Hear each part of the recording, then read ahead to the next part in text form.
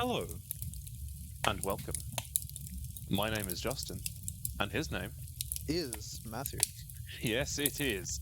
And this is Out of the Woods, a Yellowjackets podcast, in which we, as the title might imply, talk about Showtime's Yellowjackets. And Matthew, how are you feeling this evening?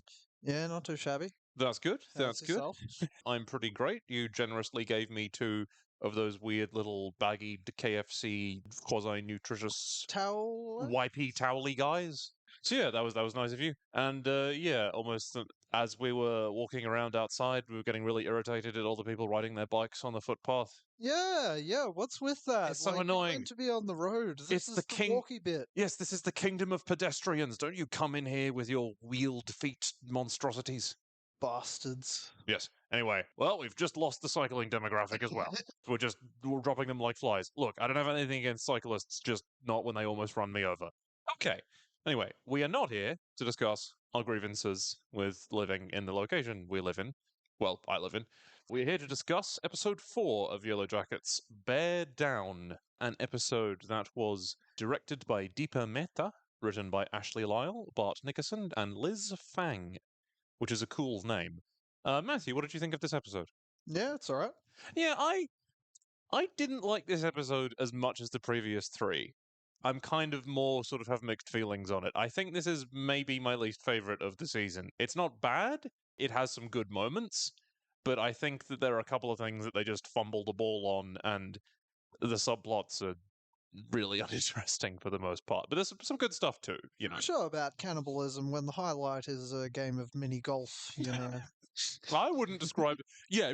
Well, no, of that storyline, yes, that is. You actually hit upon a very important point there that we will get into more as we get going. But yeah, still some good stuff in this episode, so let's not be too harsh on it. Just had a couple of follow-up things from last time. What I should have drawn more attention to in episode 3 is the first time when Shauna sides with Ty when they're talking about going to the lake. That is a really important moment in the season and is the first rock falling off a mountain that will start an avalanche, shall we say. And, that's one of my favorite storylines this season, so keep an eye out for that. And second point, lake sharks do exist. So that was a ridiculous concept, but no, the speartooth, Ganges, and bull sharks have also been found in lakes. Excellent. And, yeah, none of those, I believe, are found in rural Ontario, but still.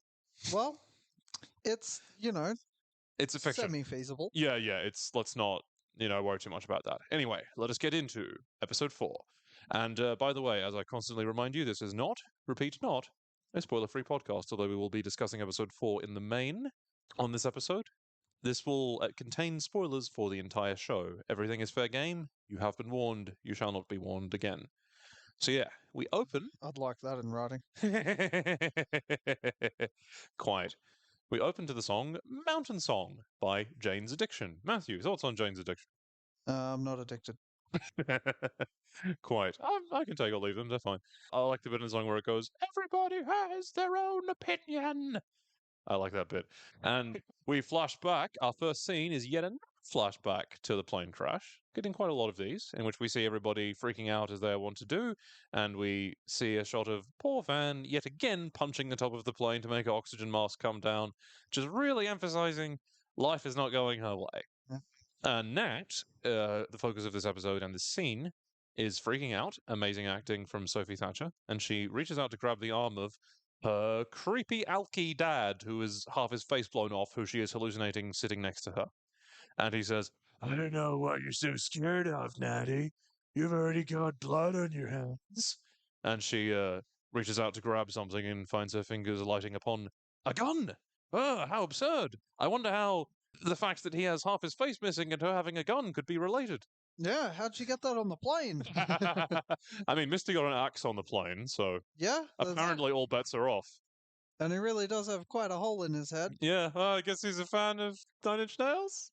Maybe. Human head has 5 holes and all of them are needed. That's a good quote. So yes, he creepily says to Nat, we're almost there.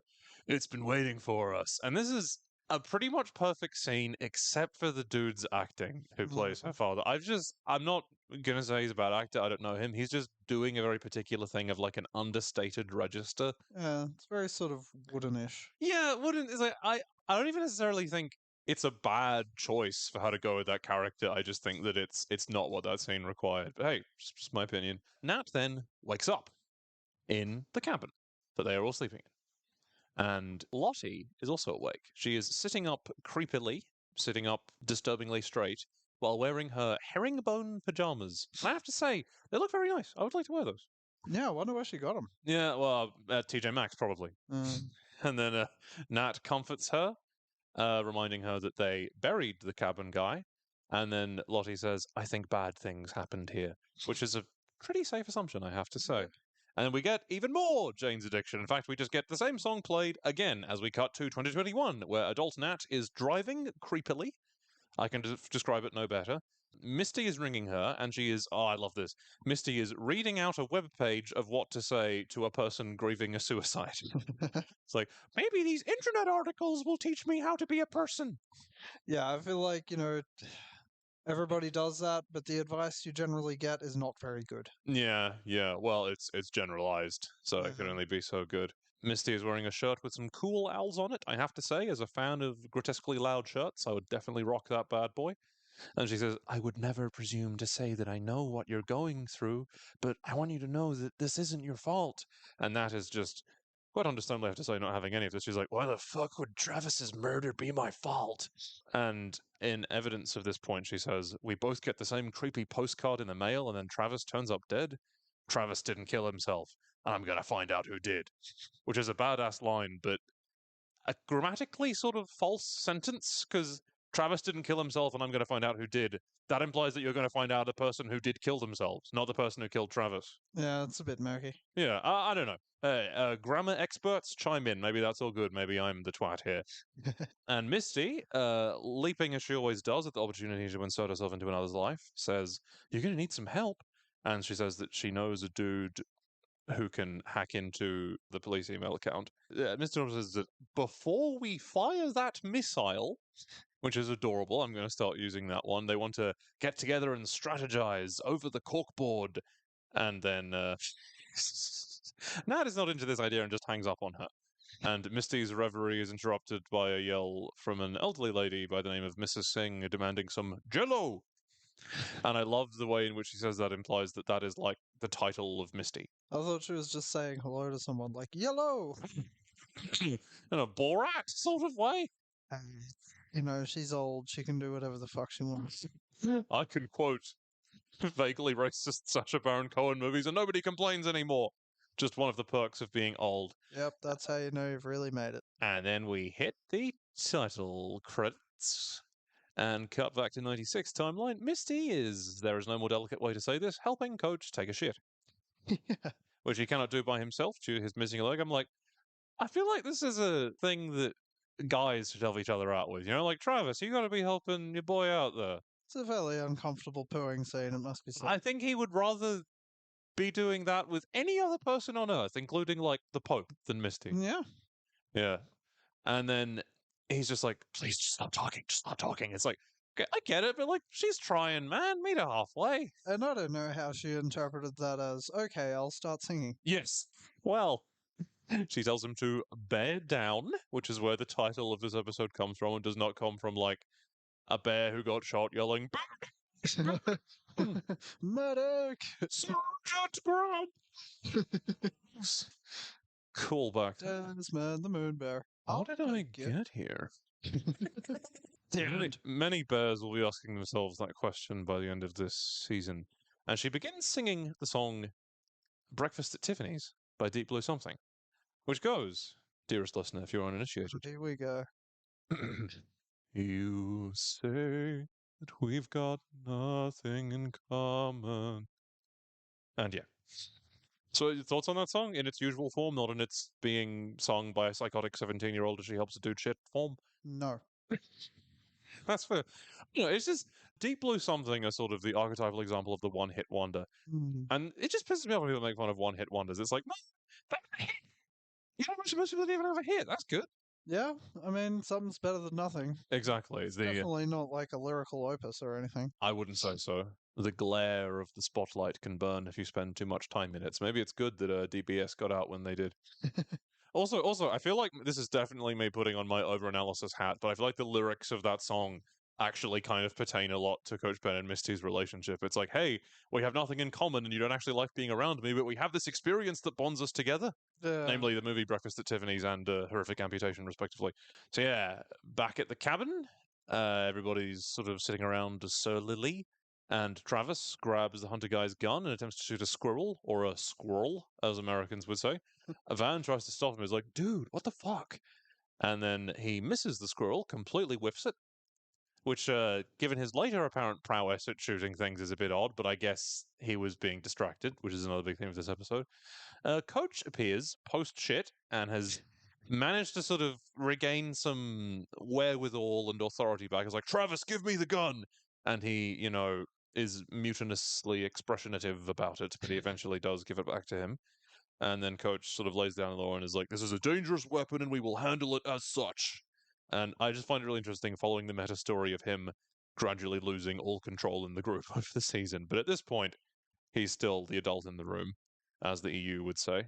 But he then points out that despite Travis's rash action and foolishness in that specific way, he does have a point because they are out of food and that they are all feeling it. They have run out of their disgusting plain snacks.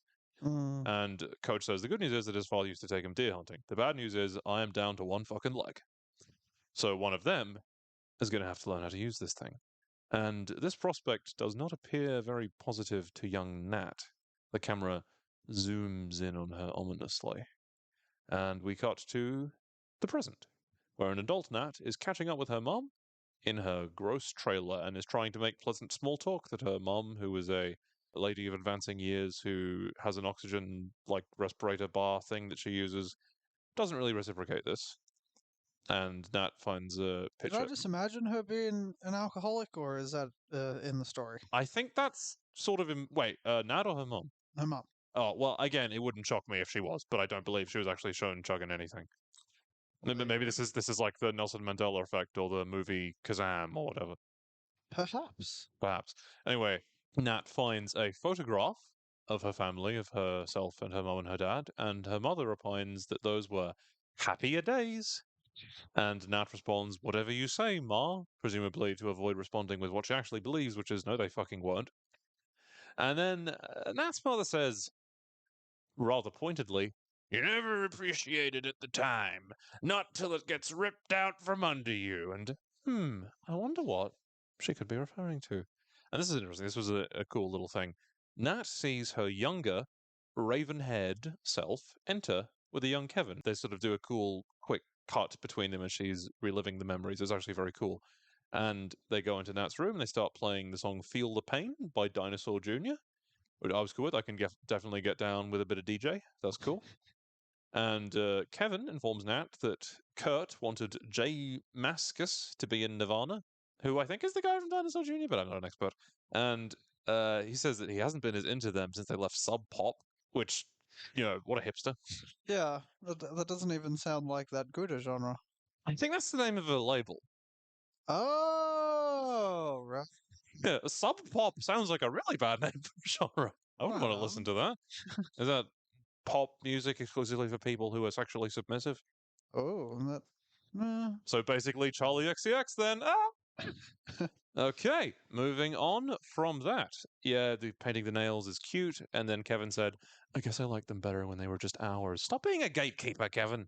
I've never gotten that. And like it's like that exchange on 4chan where it's some guy being like, isn't it good that more people enjoy the thing you enjoy? And then the guy responds, no, because they will like it for the wrong reasons. Yeah, and then it'll be popular. So, yeah. Don't be a. Hey, PSA to listeners: hating something because it's popular is just as stupid as liking something because it's popular. Like things without a relationship to what others think about them, because that's stupid. Anyway, it's this scene of alt-teen revelry is interrupted when Nat's dad runs in and yells at them and yells, "Are you a little slut?" at her, and is just being extremely over the top and horrible towards them, and sort of Kevin runs out in fear. I don't really like the portrayal of her dad because to me, if the episode is about the relationship with Nat and her father, it would be more interesting if there was some kind of progression. If like he wasn't always such a twat, and it showed how they got to that point, the implied Yeah.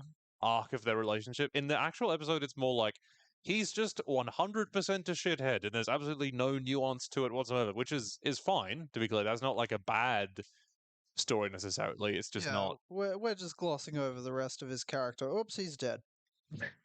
twice. Oops, they're dead. As Nicolas Cage would say. As he would. But yeah, I just think that the way in which he's done as a character in the episode isn't bad. I just think there are ways it could have been done more interestingly.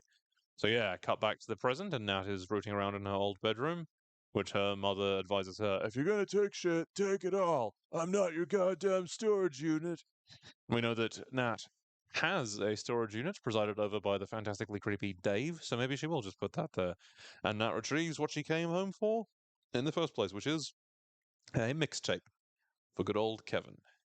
And we cut to modern day Tysa in a rather beautiful blue dress. And they're getting ready, and Simone is helping her like zip her stuff up, and she is quizzing her on the information about the gathering they're about to go to of the hobnobbing of rich folk, like who has a property where and who has children where, blah blah blah blah. Did you say hobnobbing or hobdobbing? What is hobdobbing? I don't think it is a thing. Well, then I probably didn't say that. Good. Quite. Yeah, I love Simone and Ty as a power couple, and I love that Sammy is just in the closet Yeah. looking at them creepily. Yeah. It's like that bit in South Park where P. Diddy gets trapped in the closet with Tom Cruise and he's like, now I'm trapped in the closet. Pull out my gun. You see the one where it's like, the man is a midget, midget, midget. Yes, I think I did. And the one where Kanye West is a gay fish. Oh man, that was awesome. We should do a South Park podcast. That would require us talking about the later seasons of South Park, so It's not all bad. I guess not. Anyway, moving on.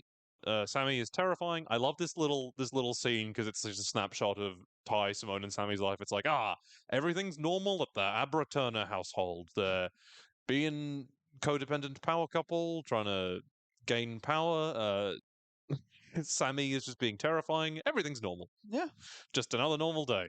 And Simone points out that there's no way that Diane Raffleson is going to expect her to know all this stuff because Ty needs this rich lady's money / influence.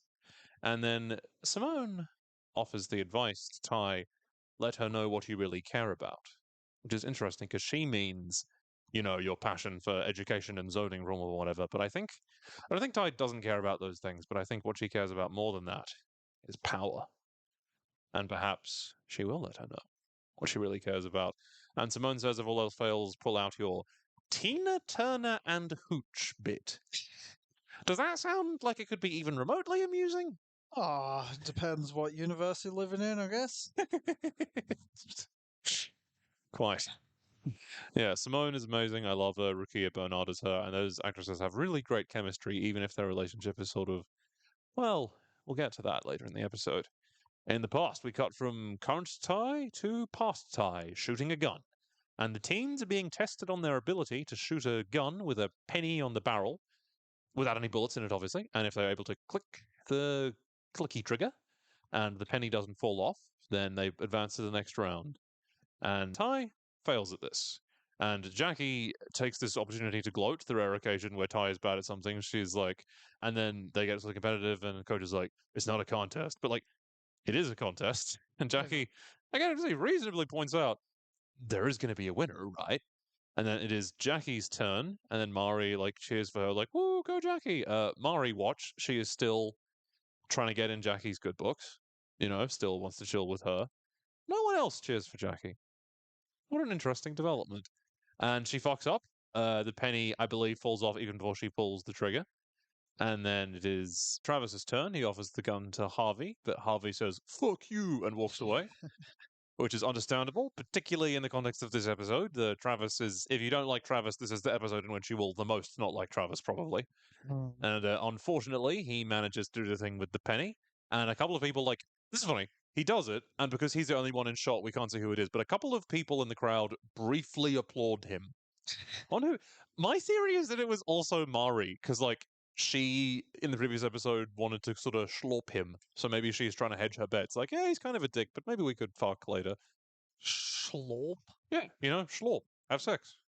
That's a word. I've not heard that phrase. I'm sure that's the thing people say. But anyway, not the main thing.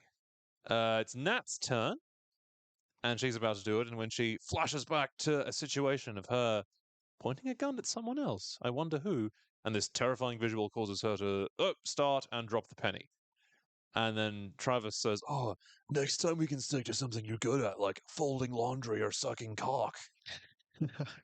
But he's being a massive twat, but it is also kind of funny, just the sheer absurdity and grotesquerie of it. It's not Yeah, very out of character for him, no. So then sadly. he really like hides up all of his inner vulnerability on an outer level of hedgehog spikiness, dickheadishness, Yeah.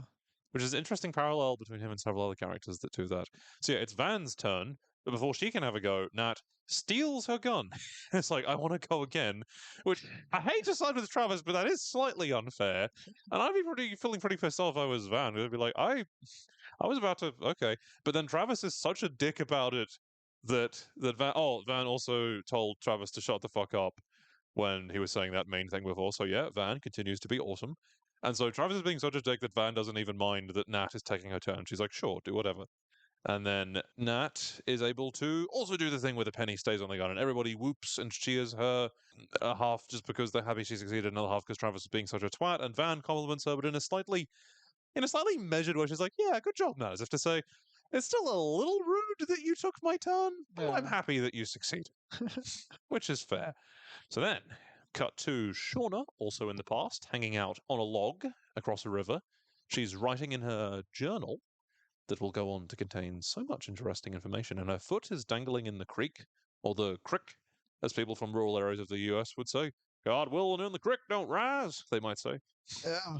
And the fact that her leg was dangling in the water gave me anxiety because it's like, Shauna, you'll fall prey to one of those lake sharks that we just established definitively do in fact exist. Yeah, or get like a creek transmitted disease. I mean, more on that point later. Harvey walks up to her, and this is a cute little scene, even if it's fairly inconsequential. And then he's like, "You're not doing the gun thing?"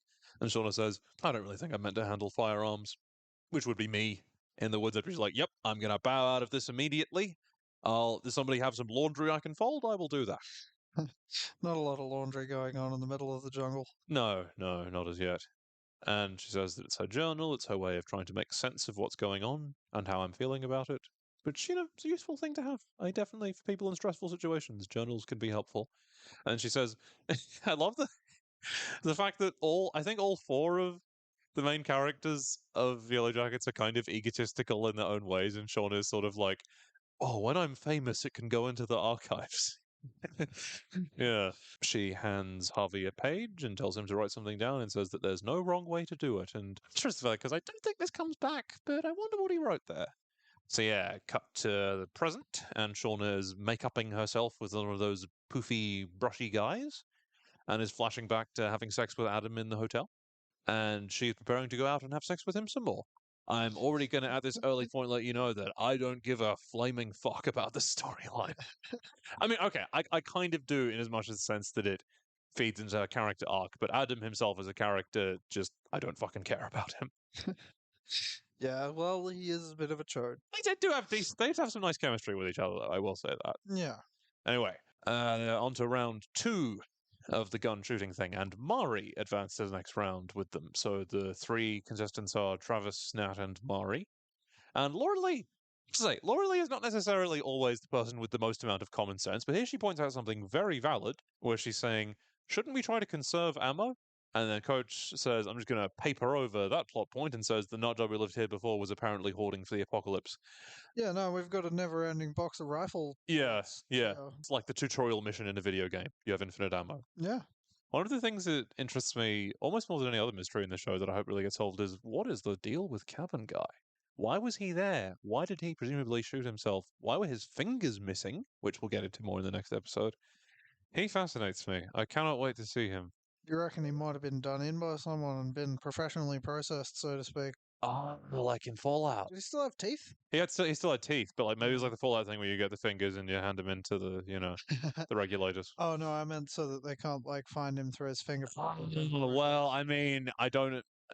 That would imply the person who did it thought that other people would be there, which is interesting. Which turned out they were. Anyway, Mari fails at it. She gets one, though, which is not bad. Anyway, Travis is being a twat. Nat is like, do you like being this way? I don't think he does. And Travis is doing it. He hits almost all of the cans in the set-up-y foresty area, but he misses one. And then Nat says, so close, Flex. And then he wheels around and points the gun at her and says, don't fucking call me that.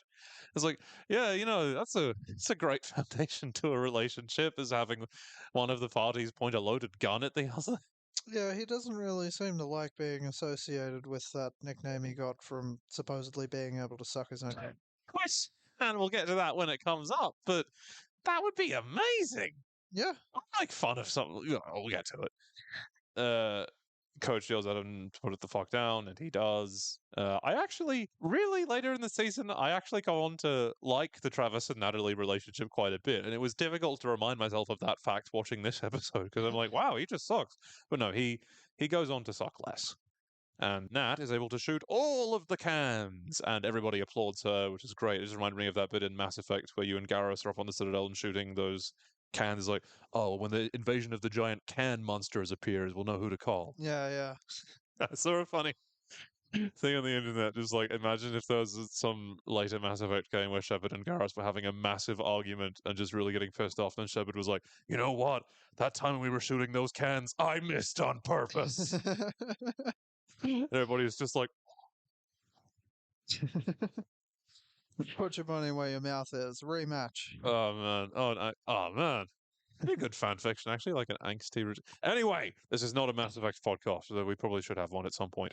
Cut forward to the present, and Nat and Kevin are on a date, and I actually really like their chemistry together as well. Nat apologizes for the misunderstanding of Misty texting him impersonating Nat, and he's like, it had been a while, but I'll admit it didn't really sound like you. And there's a comment about the shapeliness of his legs, and as we know from episode 2, Misty loves shapely legs. And then Nat says, do you remember Travis? And then Kevin goes, yeah, sure. I mean, kind of. Which is basically how you respond whenever I ask you if you remember anybody from high school. Yeah. It's kind of weird that they didn't all just kind of disappear. Indeed. Well, God, I say more on that later so much. I cash so many checks with my mouth. In that. Oh, man. And there's it again. Nat tells Kevin about Travis killing himself. They're both doing really great acting here. He seems genuinely empathetic. And then she says, changes the subject sort of slightly jarringly by talking about how he became a cop. And like, yeah, that is so weird to think that the biggest druggo, like alternate drug using punky kid became a cop. It'd be like if the person you're thinking of, I'm not going to say, but the person you're thinking of, beep, from our high school became a cop. I was actually thinking about that dude in Twin Peaks that becomes a policeman in The Return. Oh man, they couldn't get that one active back. Oh man. Well, stay tuned for that on our Twin Peaks podcast. Yeah. It'll be happening at some point, I'm sure. I'm going to run out of podcast time. Hey, we'll be in a nuclear bunker at some point. Anyway, in order to explain this bizarre circumstance, Nat says, give me the haiku, which was really cute. And Kevin is like, the band was a bust. Met a girl and fucked it up. That's a job, I guess. I want there to be a prequel series about Kevin Tan's tumultuous life. And yeah, I was just thinking, imagine if Kevin's past self could see into the future and be like, you fucking narc, man! You sold out! I'm gonna die of an overdose out of spite so you never get to exist! Dark. Bit of a plot twist there. Let's hope this show doesn't introduce time travel. Yeah. That's not so much jumping the shark as filleting it. It's a pretty dicey area to get into. Very much so. And Misty is also at this same restaurant that is called Bricks and Mortar, spelled with an X, like that one really rough area of London. I don't know what the thinking is there. And she's date stalking them because she is taking out her aforementioned Aldo, Mrs. Singh. And she orders, and this is something, you are more of an expert in the world of alcohol than me, so I wanted to get your opinion on this. A chocolate martini. Yeah, see, I'm still kind of on the fence about that. Right. Part of me thinks that could be good, but, you know, the more immediate side of my body's like, yeah, that's something seems wrong there. Is it like, is that a thing? Like, have you heard of that before, or? Not pre this show. No. To me, it really screams like and I don't want to sound judgmental when I say this, it really screams like Misty is a person who doesn't get out much. So she's like, oh, I'll have the thing with chocolate in it because I know I like chocolate. Yeah, or probably just not like a very big drinker, so she's got to drink something that almost seems like it's not even alcohol. Yeah, yeah. It is funny to imagine her extremely drunk, who Um, just go on weird rants about like serial killers. yeah, and how she is one. Oh, well, maybe that's why she doesn't drink. Yeah, Because she would spill all of her secrets, as they say in Pretty Little Liars. Anyway, I shouldn't judge her too harshly because I am the inventor of the delicious product known as milk wine, yes. which, if you ever want to try, is quite something. Yeah, bit of sherry, bit of milk. Yeah, yeah, it has to be one of the sweeter, more sort of spirity wines. Yeah. It can't be a fruity wine, then it just curdles. Yeah, it seems like it's already been drunk. Yeah, precisely. Ugh. A repulsively evocative description there, my friend. So yeah, it cuts backward rather, to the past, where Kevin Alves, who plays Travis, is doing some great dickhead expression. Like, the amount he makes me hate this character and then sympathize with this character in this episode. That dude's a phenomenal actor. Shout out, Kevin. And then Coach is talking to Nat and Trav and says, the rest of us are relying on you two to get our food, so you need to rely on each other. And he says, we might be out here a lot longer. So they've kind of acclimatized the idea that this is the foreseeable future. And Travis immediately disobeys this and strides ahead. And that's like, shouldn't we be looking for scratches or antler marks on the trees? And he says, you can follow me or not, just don't slow me down. Classic dickish thing to say. And Yep. I actually do quite like this scene, even as this isn't my favorite subplot. Ty is in the future at her party, and her dress is a rather wonderful shade of like teal or sea green that sticks out in the otherwise boring and bland dark attire of the partygoers, which I think is a fairly unsubtle visual metaphor for how she doesn't feel at home. And this bloke named Robert Garrity? The hell kind of name is that? It's like in The Witcher 3 when the Baron's horse goes crazy, like, she's gone Garrity! The horse has gone Garrity, Geralt! I love that Yeah, character. I don't know what that means. Fuck a hero's death. Fuck death. How does one do that? Metaphorically. Anyway, important information. He refers to Simone as the rising star of the comp lit department. So her job before she met Ty was academic. No wonder she liked marrying into money, eh? Yeah. Because they don't make much money. Now, this is interesting. This is a very interesting scene. The dude says of them, this is what a power couple should look like, which is fair because they're both very beautiful, accomplished, successful women. Mm. And Simone says, as a joke, oh, that's why we're together. You know, the joke being like, oh, we're just together because we look so great on paper, subject of which there's no real. Someone to pay my rent. But no, but that's not true for her because she genuinely loves Ty. But it is, I'm afraid, kind of true the other way around. Like, Ty likes her, but as we explicitly confirm later in the season, she doesn't make her feel that intense passion. Basically, you know, Ty has dated many beautiful women and cared about, I presume, most of them, but the one person who is only ever truly in her heart and who will always be there is Van. Hmm. It's a lot similar to I don't know if you've ever read the short story The Dead by James Joyce. Nah. It's great, but basically, I'm about to spoil it, so plug your ears for the next 30 seconds if you want to read that story, listeners. It's basically like this dude discovers that his wife, when she was a teenager, was in love with this guy who died when he was 17, and she's been mourning him for the rest of her life and always comparing him to him. So it's the thing where Simone is like, wow, I've been being compared to this funky little X-Files loving redheaded teen lesbian my whole life, and I can't do anything to possibly exceed her because your first is your first, you know? Yeah. Nothing ever takes that away. Anyway, Guy has a bizarre description of the roast pig they're about to be eating. Its nose to tail. Yeah. Just like, we didn't remove any of this pig. So eat the bone too, man. You'll probably be used to that. Ha ha ha. And a great quote from this guy, he talks about the state's building code. It's nearly as draconian as it is antiquated. Which is extremely some stupid bullshit, I would say. Yeah. Anyway. It's old and outdated. You could have just said that, you brat. I say with the biggest grain of salt ever, because Equally redundant. I absolutely use excessively big words in this podcast and off this podcast. Why do in one word what you can do in 10? I've not ever been able to answer that question. So yeah, Shauna and Adam are making up for the former's non-misspent youth. And Shauna goes up to some dude and is like, my friend and I forgot our IDs. We're going to get some, I love how she whispers, alcohol. Yeah. And then the dude, a little rudely but accurately points out, "You're not going to get carded, lady." Yeah. And I have to say, I really like this guy. He seems like a fun dude. Yeah, and then he says, "Is this some kind of a sex thing?" And it is. It's just not one that includes you. And then he says, "Throw in an extra 20 and you got a deal." I love this guy. He knows how to profit from a random situation. And then Sean and Adam get some gross alcohol with a 500 ml bottle of orange juice, and they pour out some of the orange juice onto the ground. It's like, you could have just drank that. You fucking.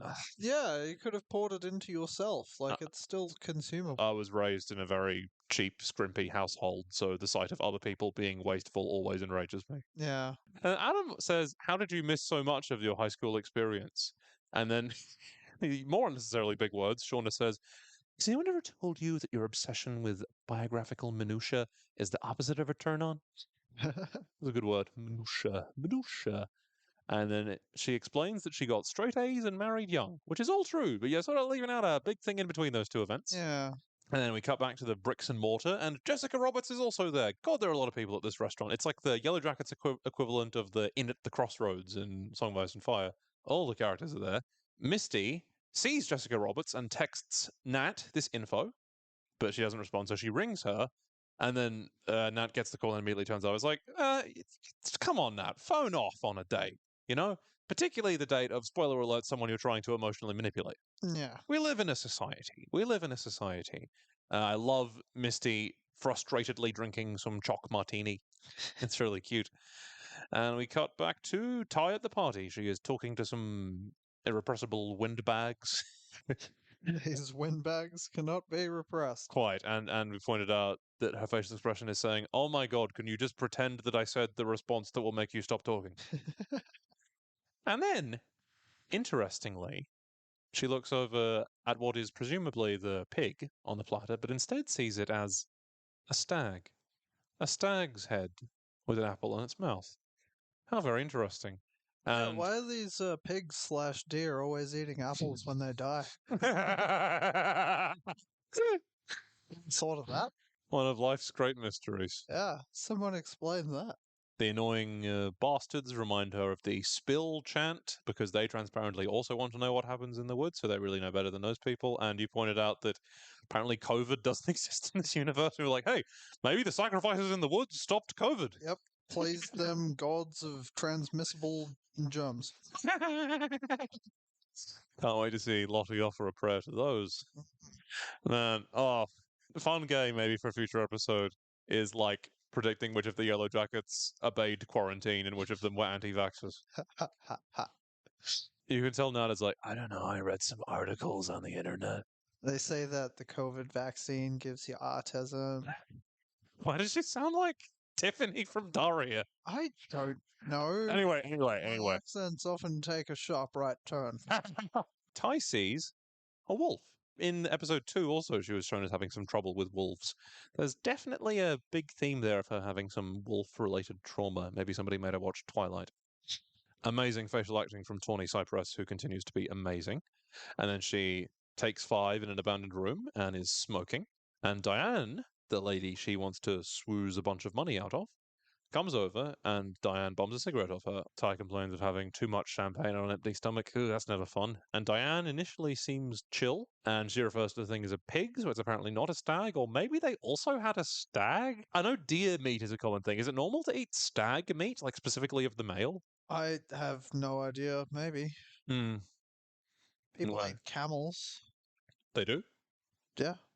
In like the Middle East, or I mean, fun fact, dear viewers, Australia has a larger population of camels than any other country in the world because they were introduced by the Afghan and Arabic camel trackers that came to Australia in the 1800s and early 1900s. So, and then a lot of them just went wild and feral. So yeah, we have millions of feral camels in this country. Fun. And I think people are literally paid just to go out and shoot them and leave them like wherever they fall. It's not, it's not fun to be a camel in the Australian outback. No, not when you get shot by some redneck with a gun. I mean, I'm a big animal guy, so I don't ever really greet the death of an animal as like a joyous occasion. But at the same time, I do understand that invasive species have to be gotten rid of. It's sad, but there's no real way around it. That's life. That's life. Anyway, Nat finally sees Misty, who alerts her to Jessica's presence and says, I'm having your back. It's like, oh, spying on her on a date. What a creepy thing to do. Wow, I sure hope Misty doesn't further invade Nat's privacy this season. Also, I know this was a previous point, but it reminded me of the Emu Wars. Which I believe the emus technically won. Yeah, who'd have thought that a bunch of stupid flightless birds could win against a military? In many ways, the emu is sort of like, imagine if Ross Noble was an ostrich. No. And then Nat quite understandably says to Misty, we're not Rizzoli and Isles. I don't need you. Go the fuck home. And then Mrs. Singh says to Misty, you remind me of my daughter. No one really likes her either. She's amazing. Burn. So Misty, irritated by every aspect of this exchange, wants to take it out on someone. So she goes over to Jessica. And Jessica says to her, how did your little road trip go? So she's been keeping tabs on her. And then Misty says to her, I know when you look at me, you don't see someone you should be afraid of, but you're wrong. Now, Jessica does not heed this warning. Reminds me of the bit in Gran Torino where he's like, you know, when you meet someone who you think you shouldn't have fucked with, that's me. Yeah. I'm a guy who finishes things. Yes. So Adam, Gets shot to death. if only. Adam is 3 strokes down because he and Sean are playing mini golf, phrasing, and I don't care about this scene. Adam has to hit a ball into a residential neighborhood, and he But he says, failed. yeah, he says, if I win, you have to tell me something about yourself. He's still really keen to know something about Shauna. He's still a brat, but it is kind of cute. And then he's like, what if you hit someone? And Shauna's like, R.I.P. Sorry, it was worth it. Which is really quite funny. She's so unhinged and so doesn't actually care about anyone else within her veneer of middle-class politeness. And that's why I love her. I guess that's what you get when you become accountable. Yeah, it's difficult to care about social niceties once you've chomped on your former teammate's leg bone. Mm. Anyway. Get a nice soup going. Got yourself a soup going. Boom.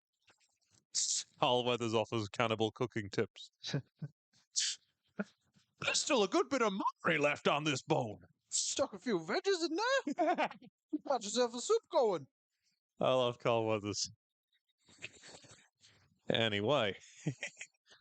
This is the Come Back to 96 timeline. This scene starts out really good, but rapidly degrades in quality, and we shall get to why. The team of Jackie, Van, Ty, Aquila, and Laura Lee and Misty are foraging in the woods. And Laura Lee says, are any of these maple syrup trees? You mean maple trees? Yeah. And I am by no means an expert, but I don't think, like, you can just get that out of the tree and you're all good. You know? I mean, I think that is literally what it is. Yeah, it's like how, process. yeah, it's like how honey's literally just bees vomit. I presume this will be something we have some sort of clarifying note about at the beginning of the next episode. Anyway, Maybe. I love Laura Lee. And Misty is about to eat a mushroom, and then Aquila runs over and is like, wait, don't eat that kind. It's poisonous. And then I'm just thinking, like, wow, we think of the survival of the certain characters who survived as inevitable, but it really wasn't. Like, they all almost died a bunch of times, and that was one such time. If Aquila had been a little slower, Misty could have fucking died just then. Yeah. But yeah, the fact that it's poisonous will give her an idea. And then Van asks, like, kill you poisonous or trip your balls off poisonous? Yeah. It's a great, another amazing line from Van. Continues Which, if to I remember correctly, that'll become important later. teasy, teasy, teasy, tease. How could catch a of us? Yeah, Van continues to be amazing. She has an adorable expression after saying this. And then Misty is like, okay, can you just show something that is edible? And Ty's like, what's the big hurry? And then Van is like, Coach need a sponge bath.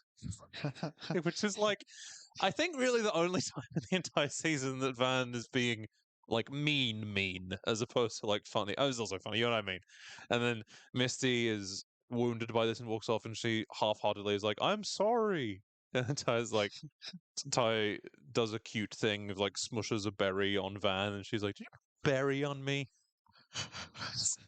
Oh, I love them together. That's so cute. And Ty, as is her favorite thing to do, immediately takes charge and is like, okay, we're looking for this kind of mushroom, not this kind of mushroom. Gather them all in the center. It's like she physically she physically cannot not take charge of a situation. There's some pretty dicey double negatives. And then Lottie, Lottie, some great acting from Courtney Eaton, notices the creepy symbol on a tree. And I think it's significant that she is the first person to do so.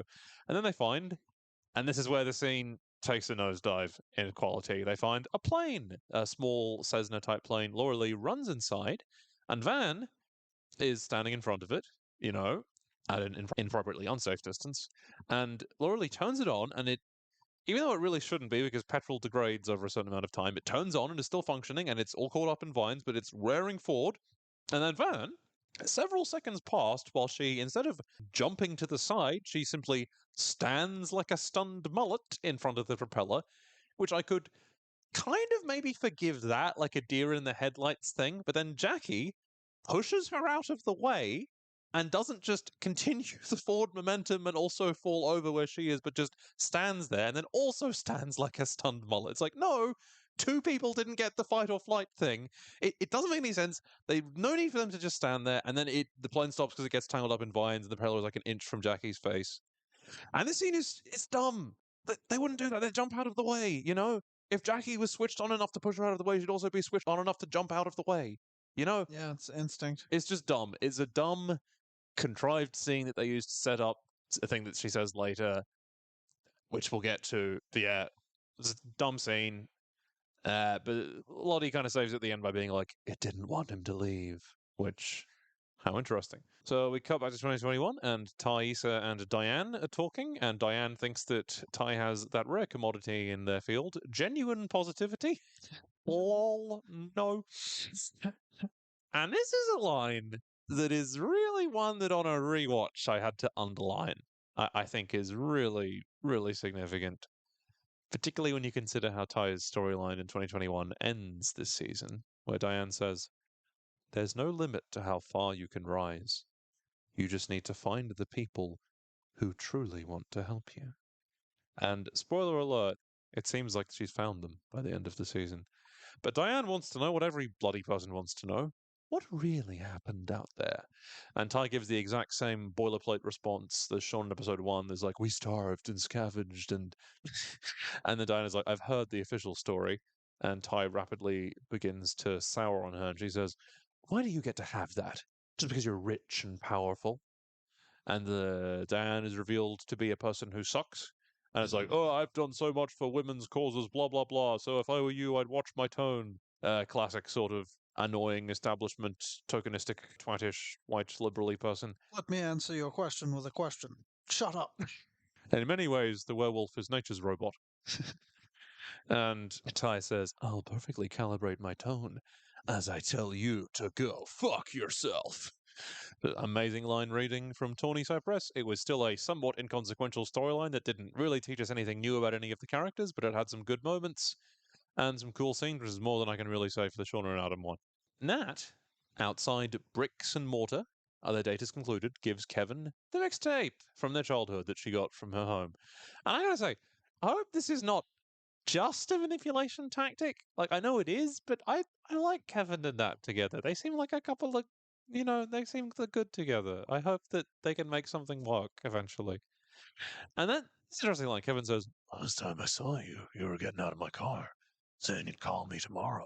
That's me post-crash, right? Because he says that in the beginning he hadn't seen her in like 20 years. They obviously met up post-crash, but she was just, well, I think so. I mean, correct me if I'm wrong, somebody, but like, she was just so shaken and changed by the experience of being in the woods that she was basically a different person from the one he knew, and they couldn't really relate to each other anymore.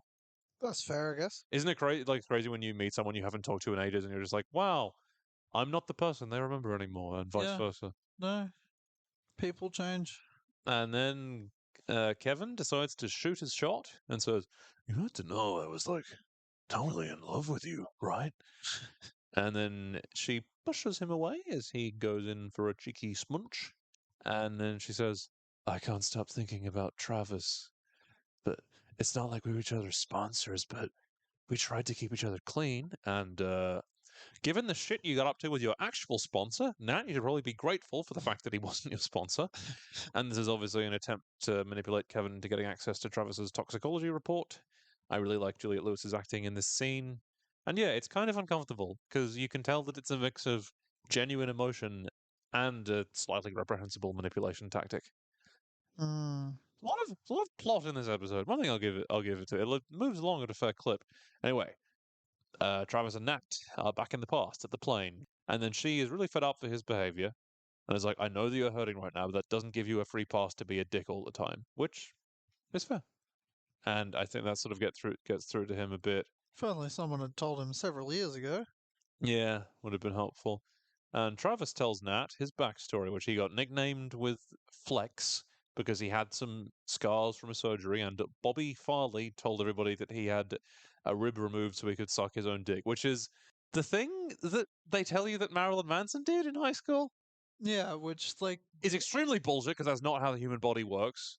But I'm like, pretty sure you can. no, Like, no, you can suck your. Oh, some people can suck their own dick. Like the porn star Ron Jeremy could suck his own dick, but removing a rib will not allow you to suck a dick in and of no, itself. no. Is my point. So yeah, and I remember that we were in the car with one of our friends, and we all mentioned the fact that the inevitable high school experience of somebody telling you that Marilyn Manson goes ribs removed to suck his own dick, and she was like, "What? I never heard that." I was like, "Oh, I see. You went to an upper class high school." Yeah, That's the big class demarcator in Australian society, is whether you heard the Marilyn Manson dick sucking story. yeah. Stadies, that was the most important piece of information you learned your entire It's tenure. basically the only one I remember. I was like, I know the answer to this question is because they're teens and they're dickheads and they would make fun of you for anything, but like I would be impressed if a guy could suck his own dick. I wouldn't make fun of it. I'd be like, dude, give me some fucking pointers. Lol. I'm willing to say that in public. The thing in Metalocalypse. Where they're like, yeah, I wouldn't even be in a band if I could do that. suck my own Yeah. dick, I wouldn't even be in the music business. You don't want to watch that video, man? You think that's not CGI? It'll ruin your life. Gosh, wish I could suck my own dicks. Good show. Great show. Love Metalocalypse. And that Travis begins digging and his father's grave. And for half a second, I was like, God, we're getting to cannibalism already. It's a bit keen there, T-Rav. But no, he is not. Nat is like, you're a fucking psycho. And jumps on him, honestly, in a kind of like sexually charged way.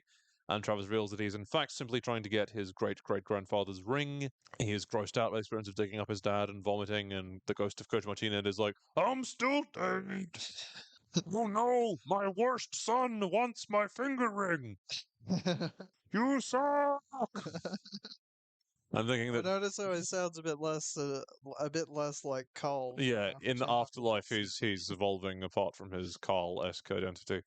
I I get always thought you were somebody that I could live next to in accordance with state law. ever since I imagine that Carl and Coach Martinez are hanging out in the afterlife is like ever since my son was never conceived. And Coach Martinez is like, oh, I should be so lucky.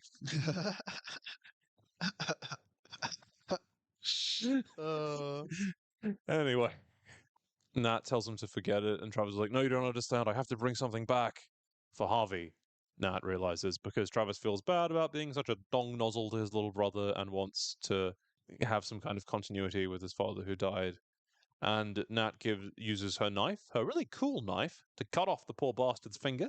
how'd they get that on the plane? They got an axe on the plane.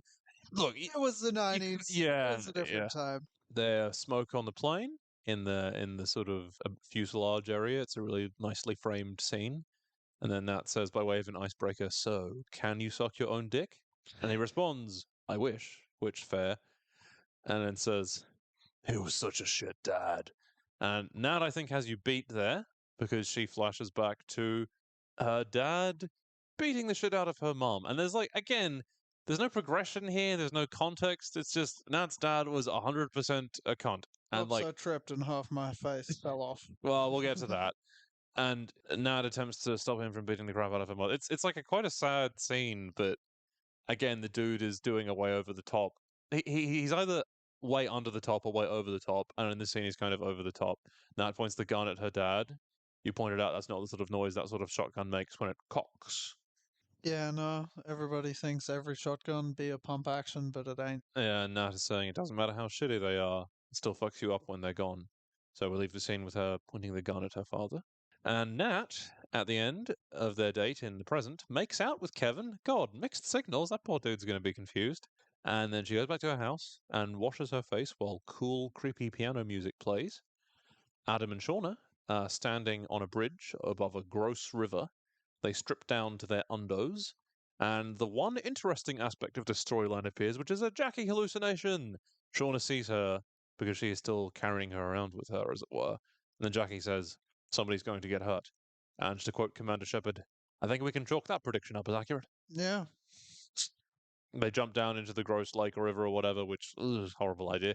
They're going to get lots of like UTIs. And then a song I really wasn't into plays as they fuck. It's by like I don't know.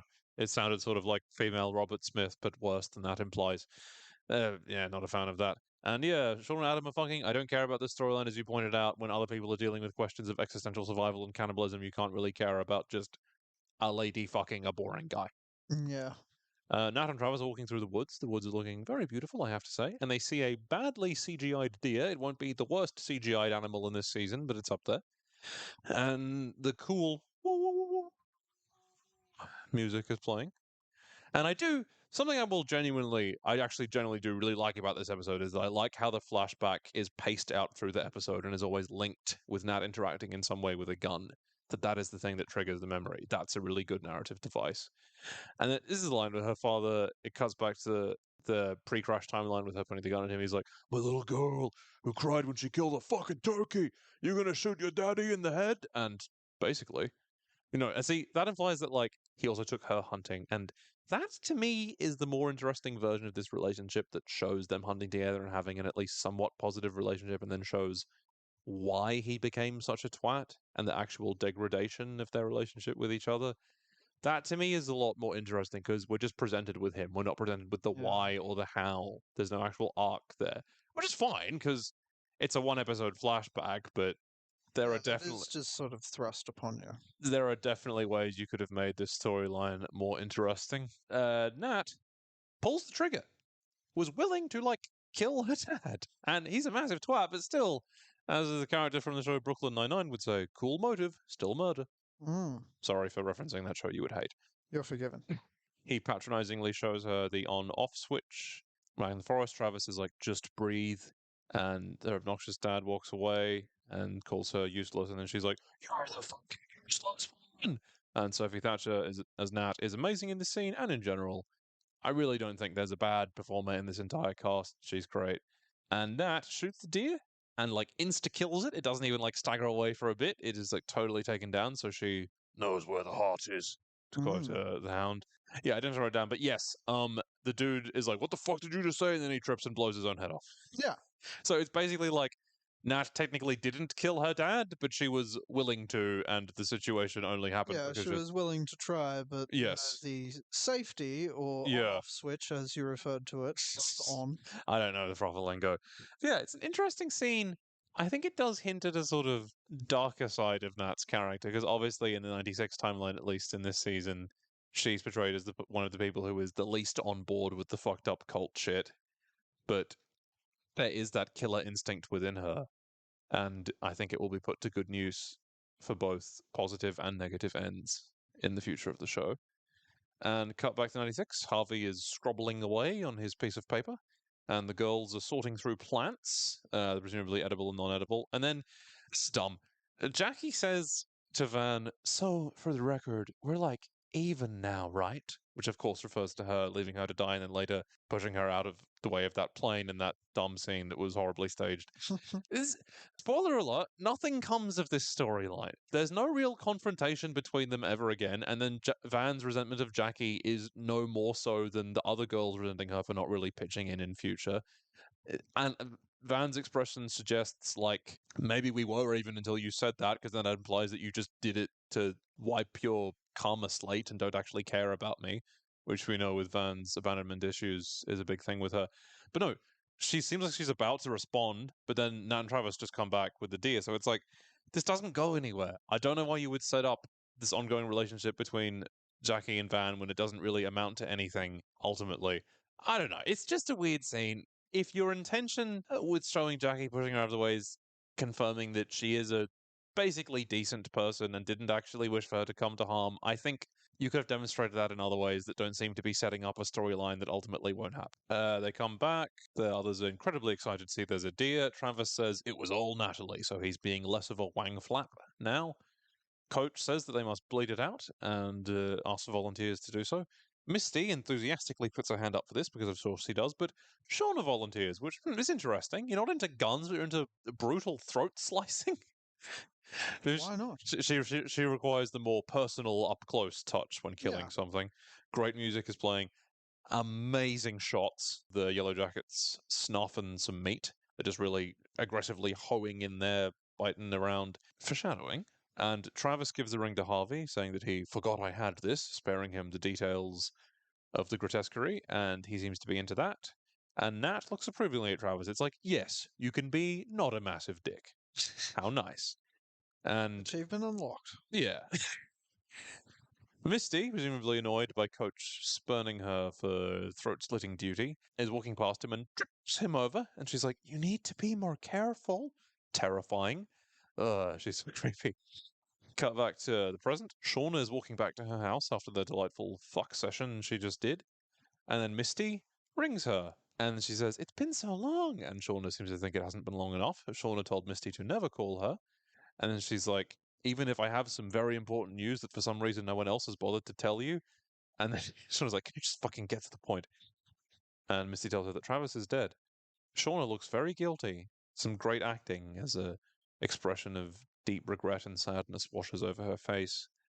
And we as the viewer are thinking, why is she so affected by this? We shall find out. And we see a brief shot of the article that Misty is reading about Travis's death. The chap under the fake name of John Garcia, who's apparently 44, which makes him a little bit older than the rest of the crash survivors. So that means he was born in 78, I believe. Yeah, sounds about right. Yeah, so Travis and the rest of the Yellowjackets are the absolute dying last gasps of Gen X, and Harvey is a millennial. Aquila may also be a millennial. Yeah, for anybody who was wondering about that, that has been resolved. And then Shauna walks inside, and Jeff says, "Hey, babe, how was book club?" In a way that implies that he knows that she's not at book club, but we'll get to that later in the season. And yeah, then the episode ends. And now, as you pointed out, Matthew, previously you were listening to the first episode on a really fast speed, and you expected me to do some deep breathing after it. So now I'm gonna breathe deeply. Oh, no. I have to do it way slower so it sounds normal to the fast speed people. Whoa. Whoa. Perfect. Somehow I don't think that's going to translate, but you can give it There's a decent chance I might just edit that out because it was extremely stupid. Well, if you're listening to this, I didn't, so I hope you enjoyed it. So yeah, that's that episode over. I don't think this episode is terrible or anything. It moves the plot along in a good way. I like the Nat and Travis scenes. It establishes some important stuff in both timelines. I just felt like certain scenes didn't have the impact they could have, and there were a lot of weird attempts at subplots that didn't really come off. Hey, 6 out of 10 is what I would give this episode. Not in any way bad, just not as good as some of the others. Fair enough. Would you say you like this episode less or more than the previous ones? Probably a smidge less. Right, because yeah, but no, it's good, Still good. still good. It's okay. Anyway, did you have any further thoughts you wanted to add? Not usually. And this time is no exception. Okay, then that's all for today. Listeners, be well. And remember, we're not out of the woods yet.